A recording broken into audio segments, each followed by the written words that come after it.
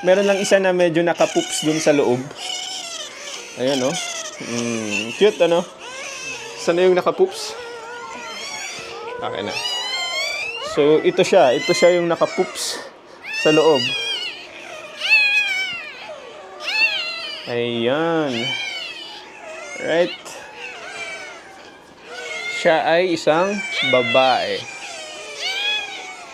So, yung mga chine-check natin yung dito sa ngalangala, kung meron bang hiwa, like cleft palate. Minsan visible naman yung mga deformities eh. Pinaka-common yung cleft palate. Right?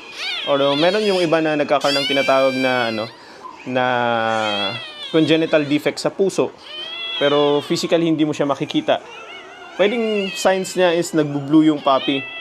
Sa case natin so far, pinkish naman lahat yung mga puppies. Pinkish yung nila, yung kulay nila. Ayan. Right. So, tatalian na natin yung umbilical cord. Ayan. Kahit yung kamay lang dito. Dito lang. Yes. Yung ginagawa. Or 2 centimeters. Ayan. Tapos. Ayan. Okay. Good.